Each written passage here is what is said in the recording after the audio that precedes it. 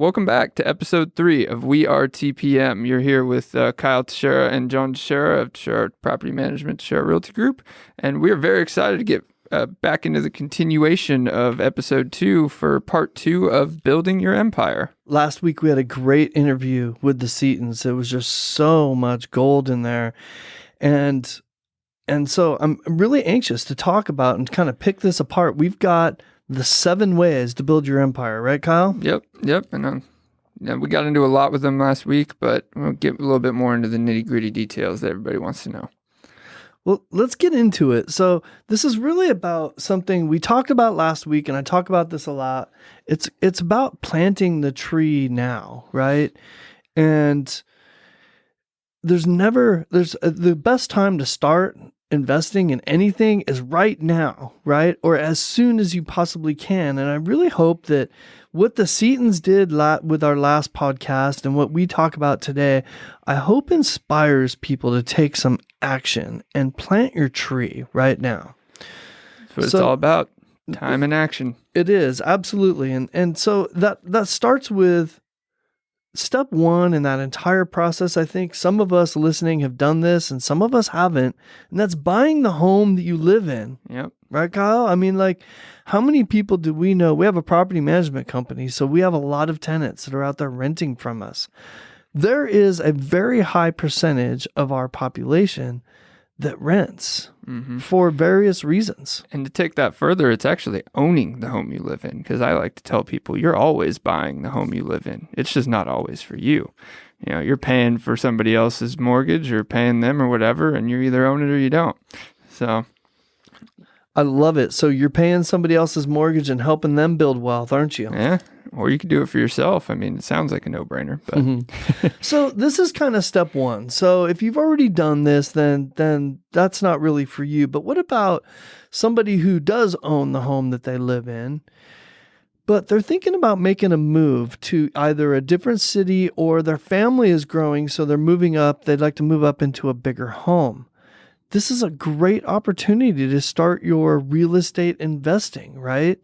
We learned that from the Seetons last week. That's exactly how they started. yeah, and it's not the starting point. It's the second step, because the first step was buying that first home. Now you're just transitioning it into an investment and investing in another one where you go, hopefully. So it's twofold. You know, you're getting a new home in a new location, but you're also starting your investment portfolio in that industry. I wish we had our preferred lender here with us today to talk a little bit about this, but it is so much easier than people realize to buy that move up home, whether you're moving to a different city or you're just moving up into a larger home. You know, you can still get, a lot of people buy their first home on what we call an FHA or VA deal, right? Where they put very low money down because when we're young, we just don't have the capital, right? Mm-hmm.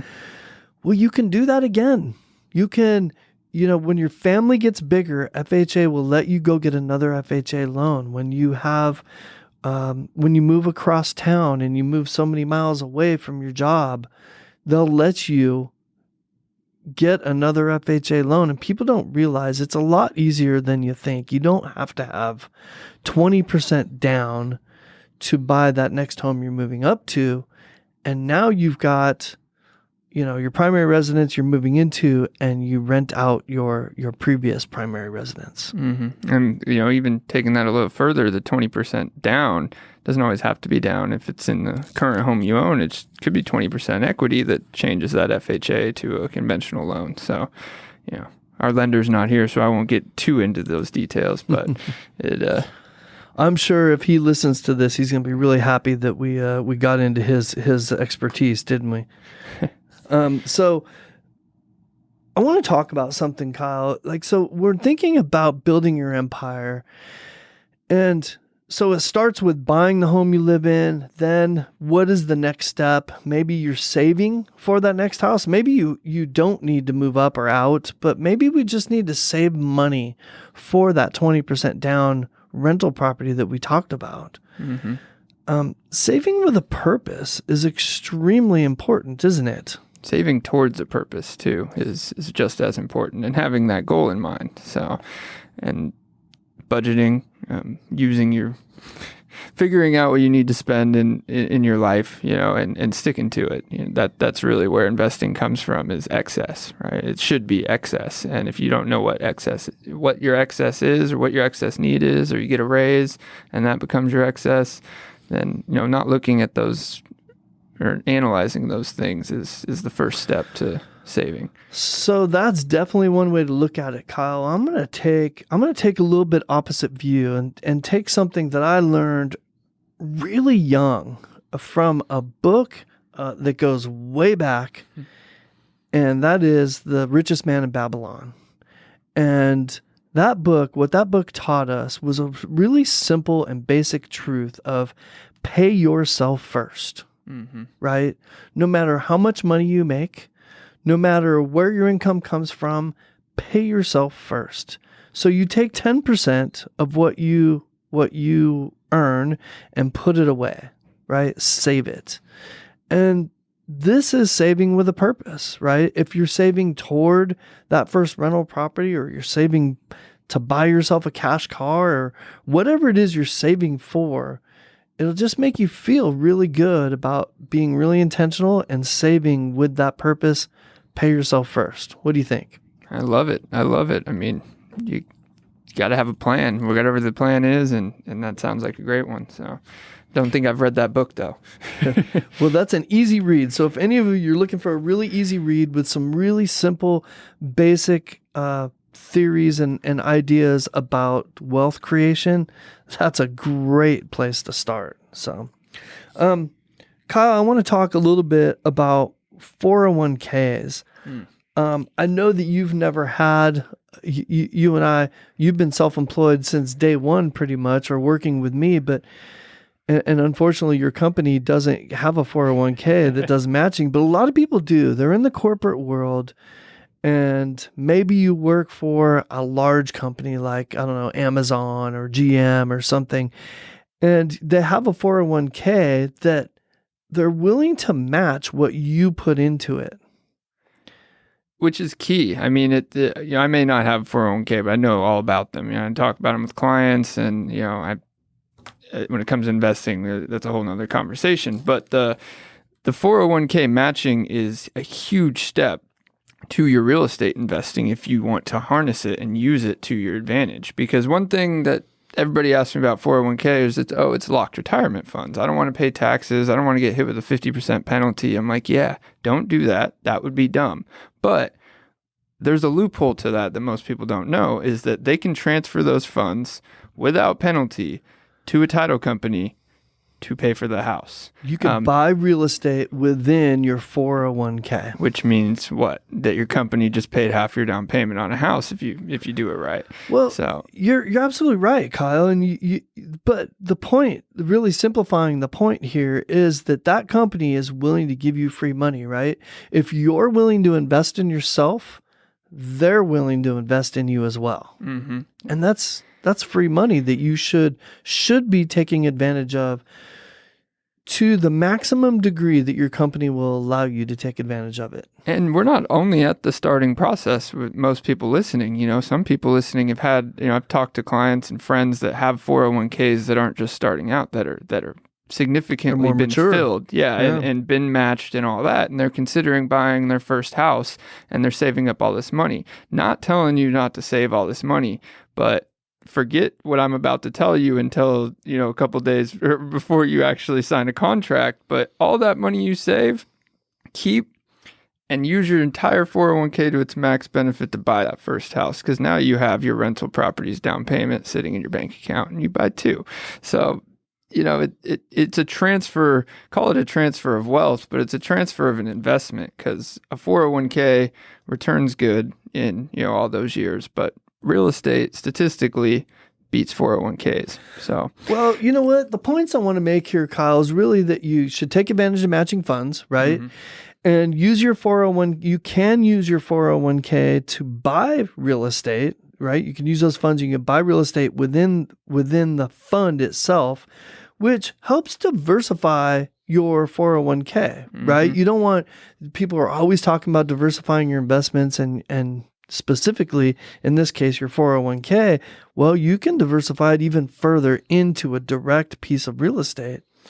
But you can also leverage that 401k, right? Just like we do leverage a house. If you've got $100,000 sitting in a 401k, you can use that 401k, borrow against it if you needed to help build, to help raise the capital to buy real estate. So, Kyle, let's get into the fourth way, and that's private money. And private money comes in so many different forms. When you use the term private money, it could mean almost anything. So let's break it down into 3 different types of private money. You've got hard money, which is, we've used that, right, Kyle? It's expensive. It's for really short-term deals. So let's say you run across a house that needs some rehab. You have an opportunity to get it really inexpensively compared to the value it could be at after it's all fixed up, right? This is where a hard money lender comes in. They can come in, they can help you purchase that home really quickly. You don't have to put anything down. Now you can renovate that home and refinance it. Or if you're going to flip it, you can flip it and turn a profit.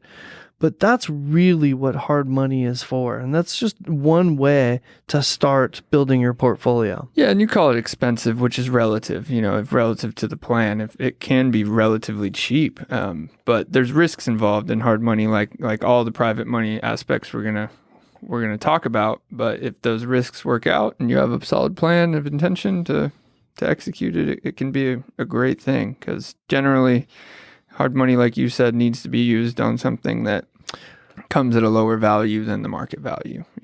Yeah, it's got a formula. You've got to follow the formula, and it is more expensive to the upfront expense is a little bit more on the hard money, and the interest rate's a little bit higher. So, which gets me into some of another private money, and that's investment lenders. There is a whole group now, almost an entire industry of just investment lenders they're not conventional and they're not hard money. They're kind of somewhere in between. They're trying to find and create a niche and a product for people that want to get into this and don't want to use all of their capital, right? Hard money can be expensive, and nowadays it's hard to find a deal that matches that hard money loan. And conventional loans take 20-25% down. We all don't have that 20-25% down that we need to do that. There's an industry there trying to give us something in between to help serve that need.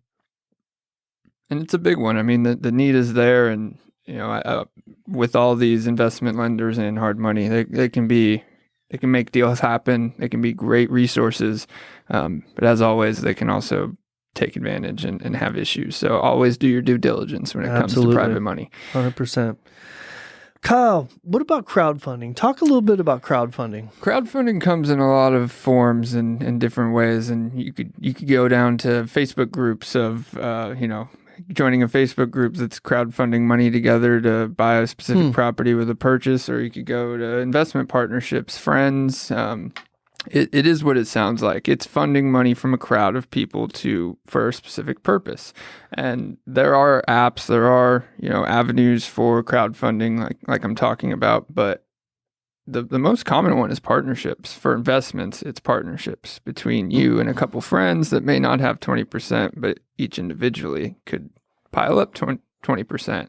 And then you go in together and you buy that investment property for, the same purpose. So any step towards real estate investing, no matter if you're giving up a third to, look to the future to get 3 more of your own, then it's a valuable one. So, but you mentioned this, there's a whole bunch of websites and apps that you can go to nowadays to do crowdfunding. I love that you mentioned the partnerships. That's awesome, because that is a form of crowdfunding. But there's a lot of different websites that you can go to. Like, everybody knows GoFundMe. That is a source of crowdfunding. You're not going to use that for real estate, but there are other there are other sources very much like that out there that people can go to, easily use, and they can say, here's what I want to do. I want to buy 123 Main Street. I've got a deal in place for $80,000. How many people want in?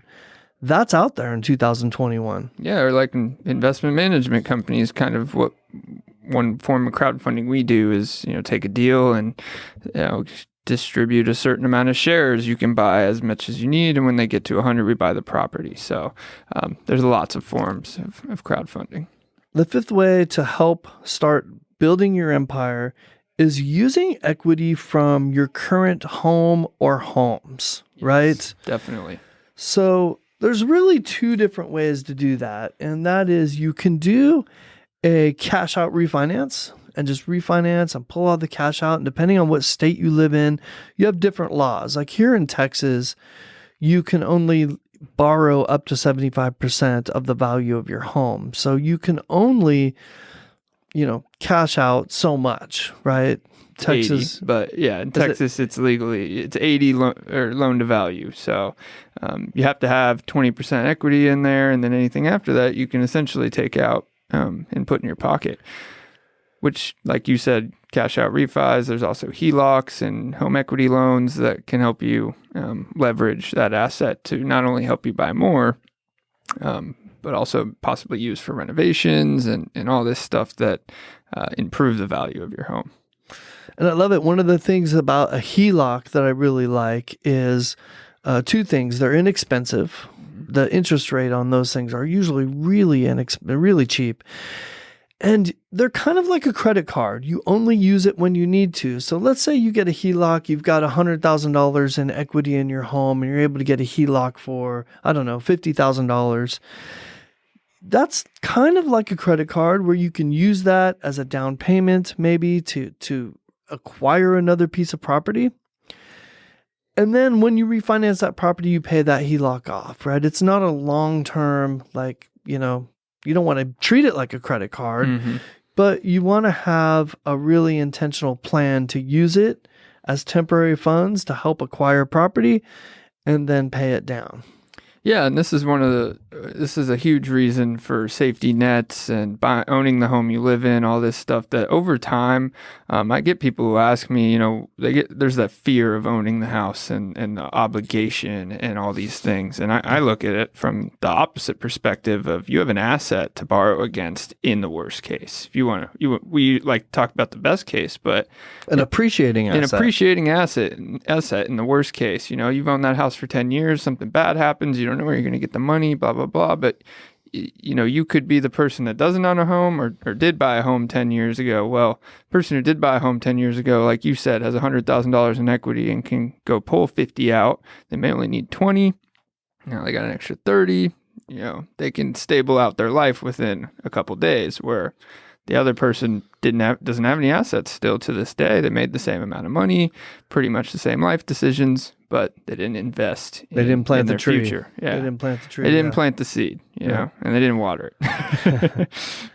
I love it. So, Kyle, let's get into number 6. This one's kind of near and dear to my heart, and because I've been self-employed for a long time now, and that is using other business income. So I'm not talking about commingling. What I'm talking about is just being really intentional about where your business income goes. So people have a tendency when they open a business, especially if it starts to become successful and that's their sole income, to spend all their money, right? They're not intentional enough about putting themselves and their family on a budget. I think back on early in my real estate career, how I would get commission checks and just spend them, right? And it'd go, and my wife would just pay all the bills that we needed to pay. And, we weren't doing quite as well then as we are now.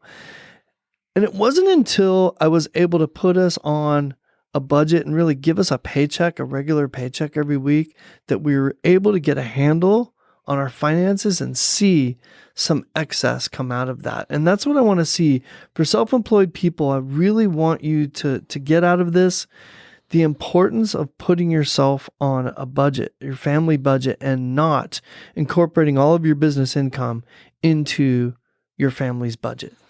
No, I completely agree. And I really think that doesn't only apply to self-employment, and that applies to whether you make a salary, Absolutely. you get paycheck, either way. Just separation, self-accountability a lot of times is a huge thing. It's a huge thing in building your empire, but it comes down to making self-accountability easier. Holding yourself accountable to anything in life isn't a perfect world, but if that money physically goes into another account that isn't as easy to get as your disposable income, you have a higher chance of successfully holding yourself accountable, because you have to stare yourself in the face and be like, I'm taking money out of an account I shouldn't. Not, I overspent by accident. Yep. It strips your excuses away. Well, especially if you have a spouse, right? If you have a spouse or somebody else that your funds you're accountable to, so that's added accountability, like you said. I love it. Well, and every time you have to think about adding an expense to your life, or a reoccurring one, you have to think about, now more money needs to go into that account. Okay, maybe I don't need this reoccurring expense. So it can definitely help. So that looks like, for me, that looks like sending myself a regular check in the excess, having an intentional plan for the excess, right? Mm-hmm. So a certain percentage of that is going to go toward, growing my business, as it should, right? A certain percentage of that is going to go toward business expenses and payroll and stuff like that. But then a percentage of it should go towards some intentional, right? If it's your goal to buy another house, whether it's your first rental property or your 10th or your 54th, like in the case of the Seetons, it doesn't matter. You should have an intention for that excess and put a certain amount away for that purpose and that purpose only. Kyle, you've seen my accounts. I got accounts all over the place. They all have a different purpose, right? I probably drive my bankers crazy. And it drives me crazy when I have to figure out what account I'm dealing with. But that's because you got to have different buckets and different pockets. Yeah, I completely agree. I've done that since I was able to open a bank account, and I also have more than you can count. But that's intentional. I intentionally have some that I don't look at. I intentionally have, money go to a place where I'm not going to touch it, or I don't have a debit card and I don't have a checkbook. So the only way for me to touch it is to go ask a banker to touch it, right? Or, the account number is given to the people auto drafting out of it, but otherwise I basically don't have access to that money, right? That's intentional. Because I'm not saying I'm perfect, and you're not perfect. So yeah. No way. Looking at what we actually have and all that stuff is very important to operating. So, and you missed one there. Can't forget Uncle Sam. Uncle Sam? Yeah, Uncle Sam wants a piece of that too. Don't kid yourself. He does, but Uncle Sam, if you've got a job, sometimes Uncle Sam sends you a check once a year, right? And that's another way to and we're going to get into windfalls. So that's another way to save money. It is. It's money you weren't expecting. Nobody thinks about all year, all that stuff. And I tell my friends this all the time. If you would have taken your tax return every year that you've told me you were saving for another year, we would have had you a house already. So yep. It sounds simple, but then I ask, what do you use that tax return for every year? And the answer is never simple, because it's whatever or something they don't use anymore, whatever they wanted at that time as a bonus, right? And right. You could take your bonus on a daily basis if you invest in yourself. So it's kind of like instant gratification. You get it once, but you could get it all the time. So, all right. So the last way, and we're just thinking about ways to build capital to be able to acquire real estate, right? That's what we're talking about when we're talking about empire building. And the last way is really just windfalls, right? If you get windfalls, and there's several different ways you can get a windfall through inheritance, maybe lotto winnings if you're one of those lucky people, right? Cashing in on an investment, or selling a house or a business, right? Those are the most obvious ways I can think of where somebody might get a windfall. And the tendency there when you get a windfall is to go spend it, isn't it? Like on something you've wanted for quite some time, to finally take that Cancun vacation, or to buy that Lexus you've been looking at that you haven't been able to afford, and now you can, or whatever it is. And you know what?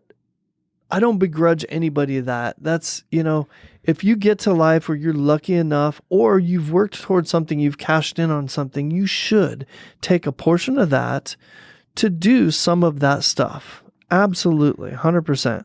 I don't disagree at all. I mean, personal experience, vacations, enjoying yourself every once in a while. There's value to Experiences. That, right? Yeah. I mean, you and me both put value to that, right? Yep. We're not going to lie here. I like to call it percentages. The thing to talk about is percentages. Yeah, you wanted that Lexus, but if 70% of your monthly income is going towards a depreciating asset, you don't need to ask me in 20 years what happened. That's your answer. That's 70% of your income going to a depreciating asset. Do you want me to tell you how to correct that? Max 20, 30%. Buy a Toyota instead. Don't make it 70%. It's very key. It's really a simple answer. And it's a simple answer that, isn't always simple action, but keep that percentage either realistic or what you intended it to be. So how does that, so Kyle, playing and thinking about windfalls, right? If we just end up with a pile of money somehow, right? And okay, so I want to take a vacation and I choose to go take a vacation, but I still got a ton more of my money. What I'm saying here is if it's your goal and it's your dream to build a portfolio, make sure as much of this windfall as possible is going directly into that real estate. So that A, you're building your portfolio, but also so that it's not so liquid and not so easy to get to, right? You've mentioned this in the past podcasts, how it's kind of a forced savings, right? It is, and a lot of these things we're talking about are forced savings, but some people are better at self-accountability than you and me, but the average person isn't, and that's who we're talking to here. We're really talking to everybody that this isn't just a savings account, it's a investment account. You don't call it savings because you can't pull it out. You can't pull it out instantly like liquid cash, but it also grows like an investment account to varying degrees. And most investment accounts don't pay you dividends in the amount of cash flow. So there's additional benefits and protections and safety protections to it that you don't get in either an investment account or a savings account. So locking up those funds is helpful to most people. Yeah. Kyle, with these 7 ways, what we're trying to do here is really just incite and inspire some ideas on ways that the average person, right, can get started, right? Just to get started in investing in real estate. So on that, I want to talk about some takeaways, Kyle, and then I want to jump into your experience because your experience might be insightful to people as well, right? But one of the takeaways here is just cash. They say cash is king, right? But cash is the biggest obstacle that people have or use to not getting into real estate. That capital that you need, whether it's 3.5% down on an FHA deal or 20% down on a more conventional type of deal, that's always the obstacle, isn't it? And yeah, people think that cash is the obstacle, that there's only one way to buy a house, that there's only one way to do any of these things. And the real key here, what we're really trying to say is there's multiple ways. I mean, there's it's insane amount of tools, resources, methods out there and available to most people that can help you acquire a house or can help you have or make intentional action towards building a real estate portfolio. It's not an exclusive process. They aren't exclusive resources 99% of the time. Part of it's knowledge. Part of it is not everybody knows about it, but knowing that they're out there, breaking something apart into the pieces that you need and figuring out what can provide you those pieces. And by the time you're in, you find every piece, you built it, and you can go buy it, right? It's all about intention. So I love it. Intention, having the right team around you, right? That whole bit. So one of the other takeaways, Kyle, is just the fact that leveraging, if you've got to leverage your current home, if there's something that you have that you can leverage in order to help you buy and acquire real estate, it's a good thing, isn't it? It is. It's one of the biggest benefits to owning real estate, owning assets that I try to tell people is you can leverage against them. And that is getting people to give you money that you can use for a purpose because you own something else, right? They're keeping it just very basic. And if you don't own anything, you generally have a hard time leveraging yourself to get money. As most people have probably seen, personal loans are probably the hardest type of loan to get a good deal on. It's because banks don't like a human being backing money. They like something of sellable value backing money, and we call that collateral, don't we? Yep. So I guess the point that I want to make here, though, is that if you're leveraging yourself to buy something that appreciates, it's smart. Mm-hmm. Leveraging yourself to buy a TV or a refrigerator or something like that is going to drastically depreciate is not necessarily smart. It may be necessary, it may be something you have to do, but that's not the kind of leveraging that we're talking about. We're talking about intentionally going out of your way to pull your ability to leverage something to help you acquire real estate. It's like just like acquiring a business that's going to generate income for you. Mm-hmm. And that's just a math game at making sure what you're acquiring and the appreciation of what you're acquiring at least beats the interest rate or the cost of whatever you're leveraging. So yep. Love it.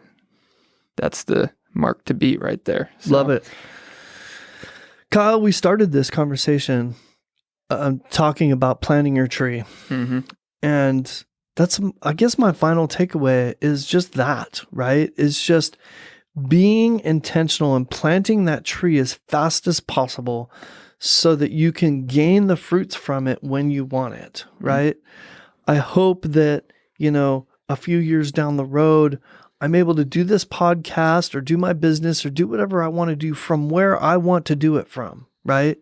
That I've given myself, that I planted enough trees in my life, that I've given myself the ability. My dream is to sit on Orange Beach, right? And doing my business sitting on Orange Beach, Alabama, right? We've got and so whatever that dream is, wherever somebody's final destination is in their life, you want to be able to get there as fast as possible so you can enjoy as much of it as you can. And that requires tree planting now. Like sometimes, depending on what it is, you need to plant an orchard, right? Yeah, and it's not always about the final destination. It's the freedom to make, to have that freedom, decision. To make those decisions when you want to make them, and have the freedom of decision. You're not always tied to your real estate portfolio, like people commonly ask me as one of their, or present me with one of their fears. It's being tied to a location or the location of their portfolio, and that's all just not true. I mean, I don't know how else to phrase it. You're not tied to your real estate, and if you are, you're doing it wrong. So you could sell almost anything in 30 to 60 days, right? And you can hire a property manager in 30 to 60 minutes and leave. Right. So on your way to the plane, almost. Planting the tree really lends itself to your experience, right? So I wanted to kind of dive into your investment experience a little bit, because you've got a great step one, step two, we've talked about here, story. Mm-hmm. But what's really great about it, in my opinion, and what makes me proud as your father, is that you did it at such a young age, because you recognized that planting that tree earlier gets you more fruit later in life, right? It gets you that fruit quicker than the people around you that are your age that haven't even started. They haven't even planted the seed yet. Yeah, and that's where compound interest is talked about a lot, right? But the key to compound interest is time. It's no different in this aspect. So, and I'll get into my investment experience, because it really hits a lot of these points. The main one being knowledge. I bought my first house at 20 years old. I tried to hit 19, but I was only 2 months off. But the point is, I bought it at 20 years old because that was my goal. My goal was to get, own real estate, as much real estate as I can, as quickly as I could, because the more time that's behind my real estate, the more money and more wealth it would build me. So that process actually started around when I was 16. The knowledge of some of the points I'm going to mention here wasn't necessarily there yet, but the intention was. It started with $25 a week being not just taken out of my paycheck, but the day my paycheck hit my bank account, and trust me, this was a varying paycheck. But the day it hit my bank account, there was also a withdrawal to, I'll plug a company, Betterment, which is just an investment account. It's it's kind of like Vanguard, that kind of stuff that most people know about. But the point is that money was leaving my account and going to a interest-bearing account with a purpose. So the purpose of that account from 16 on was my down payment on my first house. So, there was things that happened in my life that $25 a week did not happen every week. I had to turn it off for certain points. But when I got my tax return, when I got, call it birthday money or random stuff, it went to that account. Right. I intentionally made sure that the money I made at my job, whatever the job was the money that I used to spend, and the rest of it got sent to that account. So moving forward, I'm ready to buy a house. It's somewhat enough money in there for a normal house, and I start shopping. All that stuff happens, but I had the knowledge of wholesale homes, of finding an off-market home, how lenders will do all that, and actually found a home off-market that needed some renovations, but was a good home in a good location where I wanted to be. So I took a hard money route, which is one of these private money that we were talking about earlier. And that is getting somebody to give me generally they're up to 80% of the value because this home was off market and needed work. I didn't have to do that. Or it wasn't up to 80% of the after repaired value. So getting into real nitty gritty now, but the hard money guy gave me upfront cash to buy this home. And like you said earlier, it's expensive. And by expensive, I mean the monthly payment is 100% interest almost. So the idea there is... It is 100%. It is 100% interest-only loan. Yeah, so you're trying to get this... However you use hard money, you're trying to get it refinanced as quick as possible. Yep. So in order to do that, I needed the value of that home that needed work to go up. And I did that by... Improving it. Exactly. Yeah. I worked on it myself before I moved into it. Was actually about a month and a half, 2-month process of spending any waking moment I had at that house, working on it, painting it, changing the things that needed to be done, putting a good portion of the money that I had saved up front to the materials and everything that I needed. And I didn't do that alone, but getting that part of it done gave me the ability to come to a lender and say, I need to refinance this asset I own. And when you refinance an asset you own and they appraise it needs to be within that 80% loan to value if you want a conventional and avoid mortgage insurance, all that. Well, luckily that happened. I was able to purchase it with enough equity and potential there to where I 2 months later refinanced it into a normal mortgage. And that normal mortgage, paid off the hard money guy, right? So now I have this house with a mortgage and went the whole hard money route. And to pay off the rest of the renovations that needed to be done, I needed more money. So with the way that deal worked out, I took that money in a HELOC. Another bank was willing to give me squeeze the remaining portion of that 80% out and give me a line of credit that I could use to renovate the home. You're juggling stuff around a little bit, but it's a little bit of a finesse deal. I think the important thing here, the point that you made though, was that you were able to do this at your age because you had knowledge. Mm-hmm. So you were making these decisions less out of fear and more out of knowledge, because you had been working with me since you were 16 years old. You had seen that me and my clients and so forth do this, and we had talked a lot about this. So when the opportunity came, you had already seen it in action, so it was easier for you to make that decision, right? Mm-hmm. So I feel like you can empathize a little bit with some of your friends, maybe. People that you know that are your age that haven't had that experience, right? Because that's a pretty special experience that gave you that knowledge and took away that fear. What would you say to somebody else that was 20 years old that didn't have that experience to inspire them to take action? Because what you did, not everyone's going to do, right? No. So what would you say to them to inspire them to take action, and what action should they take toward step one?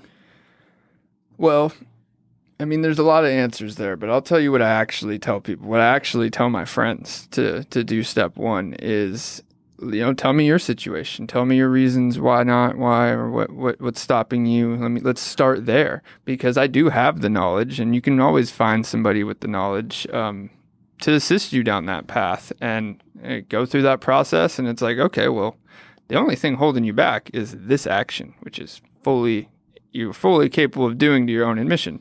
So take that action, and I'll tell you what to do next. So the first step is doing that first action, which rarely gets done, but which is usually what? It's usually saving money. It's usually creating a separate account. Something. What is that tangible action usually for somebody that age? You'd be surprised how often it's just call my lender and have a 10-minute conversation to tell him what you make, so that he can email me a pre-qual later, 10 minutes later, and then I'll shop with you tomorrow. That's 90% of the time the answer. And that step doesn't get done. You just never know. But the other portion of it is the money, right? The cash up front that it takes. And I'm going to need a year to save it. And at the end of this year, I'll be ready to shop next time. But in the meantime, find me a lease, and that's going to be my goal, because they've listened to me so many times tell them all the reasons you shouldn't be renting, all the reasons you should be owning. And you like I talked with the Seetons earlier, I tell you about that for 5 years, and I repeatedly have to tell people, this is the house we were talking about 5 years ago. Here's what it's worth. Here's what it'll cost you today. You can no longer afford that house, and now you're 5 years longer in your life. You want a better house than that. So it's a stepping stone, and the stepping stones sometimes start with putting it on the ground. So what I hear is not just about intention. Sometimes in that age group, it's about the fear of commitment, isn't it? Because they don't know better. The fear of commitment is probably the most common thing I run into getting closer to my age group with younger people. And I don't know if I'm not going to say why. That may be our society today. It's neither here nor there, but it is a thing. Commitment in itself scares people. A lot of the people that I talk to. So I always just sit there and tell you, it shouldn't. Commitment to a wealthy future shouldn't scare you. Commitment to having assets to borrow against. Commitment to having a retirement that doesn't rely on Social Security lasting. Those things are commitments to good things in my mind. So it's not everybody's perspective, and perspective is everything. And time is everything in investing. So the shorter the time you can make the realization that commitment's what gets you further, is the bigger reward you're going to get from it.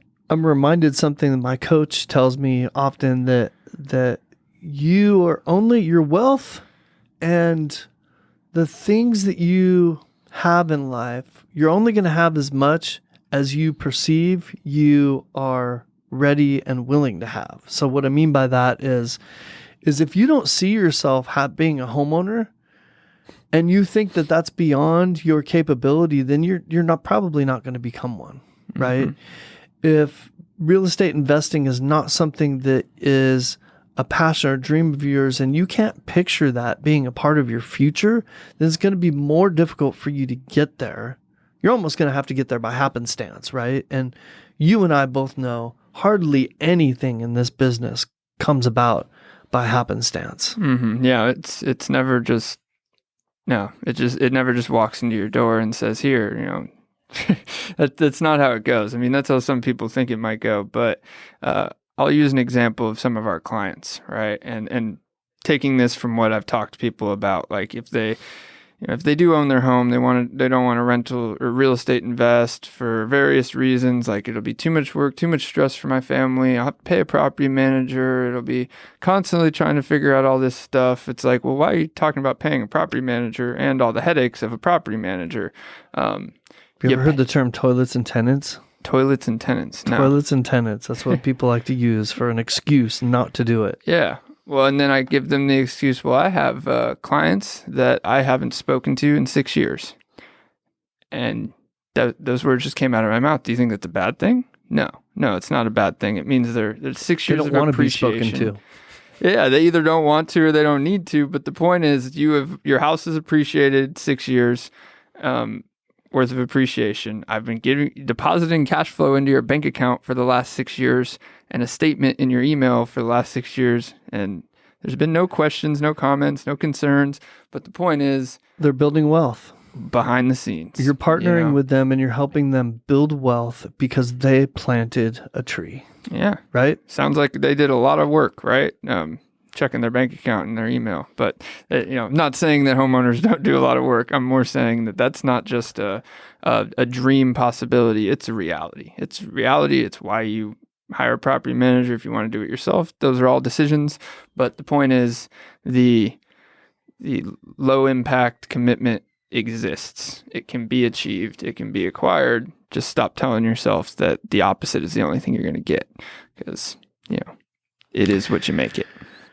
I love it. So perception is everything, isn't it? So envision yourself being a homeowner, doing the things that you want to do, taking step 1, taking step 2, maybe even taking step 3 in this process that we've talked about today.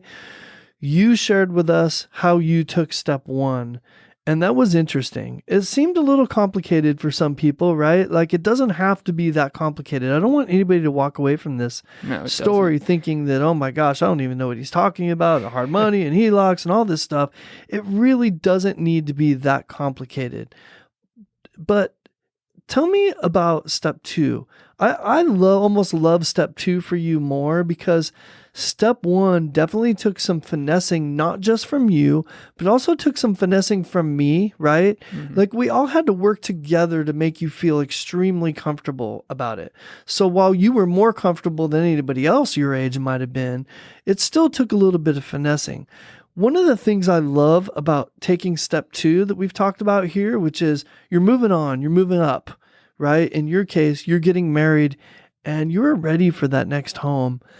And what I loved about it was you did that 100% independently without fear, because now you had home ownership experience behind you. You knew all the whatever pitfalls that people think that there are.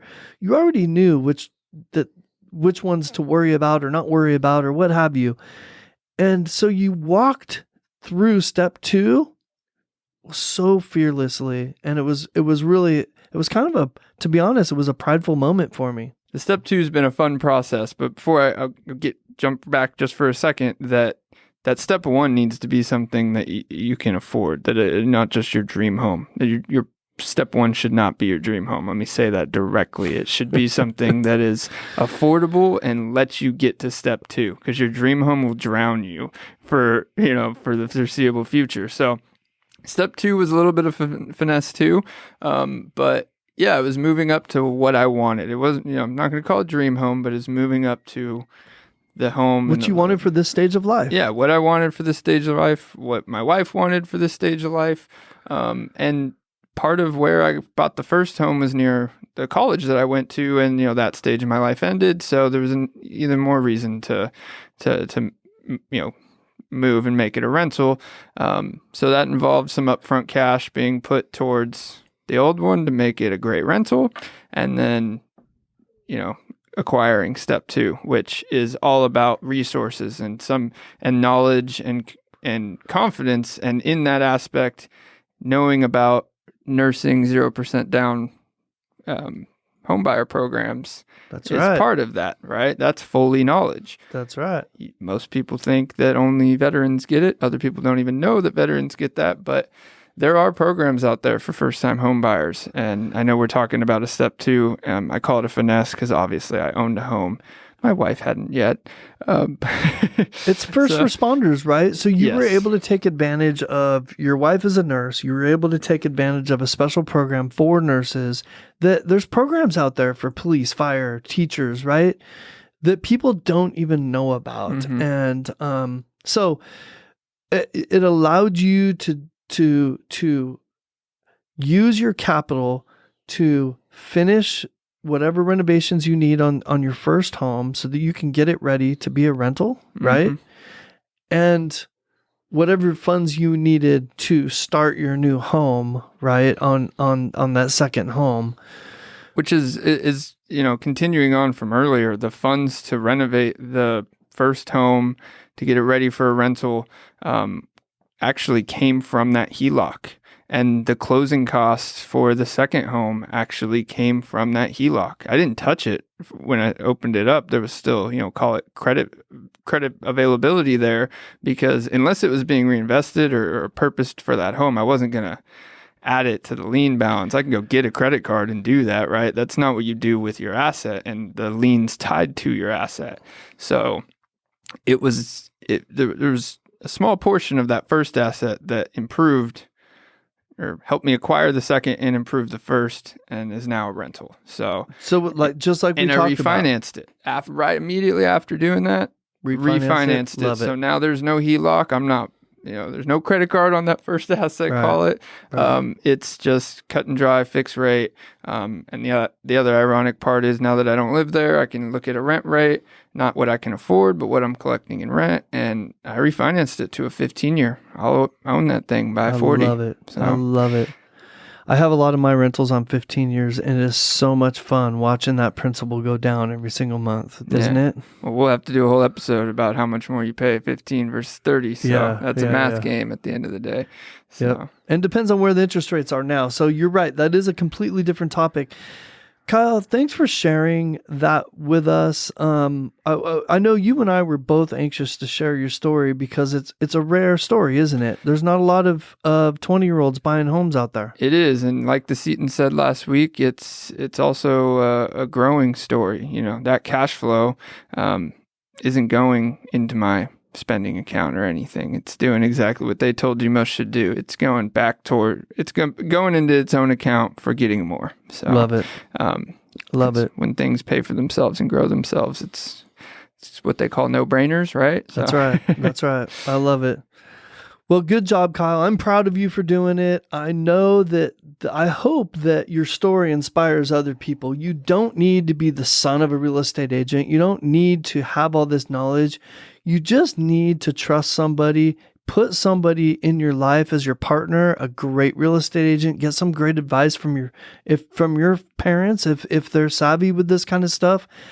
Or in your case, for step 2, a great property manager. Just get a lender, right? Even a lender. Get those people in your life. If you don't already have them in your life, please feel free to reach out to us. We can help you with all of that stuff. We can get you great referrals to people that can do just about anything that you need to take that fear out of your decisions, put knowledge on your plate, so you can make great decisions and take great action, right? 100%. Get rid of the excuses, because at the end of the day, they're just excuses. If you have them, knock them off by asking questions, getting answers, removing the excuse, and at the end of the day, the only step left is take action. Love it. Good. Awesome. Good topic today. I know this was the topic we had for last week, and our Seaton interview really correlated with this topic really well. I hope everyone enjoyed it. I hope everyone got a little bit out of today's topic, and you maybe got some ideas about how to start your own empire so that you can plant your tree or plant your third tree or your fourth tree, whatever that is. Keep planting trees, y'all, because there's no better way to build wealth. And Kevin said it last week. There's no better way to make money and give yourself the freedom that you want to give so that you can do what you want with your life, right? Yep. So anyways, stop buying depreciating assets too. That's depreciating assets like cars, TVs, jewelry, all that good shoes, stuff. Pretty much anything but real estate depreciates, doesn't it? I can't say shoes and what is it, like playing cards anymore in this climate. But yeah, no. At least if it's an investment, it's an intention. So I was going to ask you for final thoughts, Kyle. It sounds like those are your final thoughts. Don't buy depreciating assets. That is my final thought. Don't waste your money. I love it. No, honestly, probably the biggest and number one thing I'd like to say is look at your disposable income and use percentages. Don't put 70% of your income towards a depreciating asset is where I take that a little further. So buckets, we call them buckets, right? Around our business, we use buckets. Buckets is for cash you already have, not for cash you're overly spending. So No, I know, but understanding your buckets and understanding how much goes into what for what intention is really what you're talking about. In the old days, we called this simply budgeting. Yeah, budgeting. Nobody likes that word anymore. No, nobody likes that word. So disposable income everybody likes, but that budgeting equal. I love is it. The other end of it. So. I love it. Well, I hope that this has been insightful to you guys. Thank you for sharing with us, Kyle. Thank you for being willing to share the details of how a 20-year-old started his career investing in real estate and started planting his tree. Yeah, and if you know me and spoken about these things, I'm not shy too. So feel free to ask me anytime. Love it. Reach out to us. Reach out to Kyle. He's happy to share with you. And let's wrap this, Kyle. Any final thoughts? Last one is we are TPM.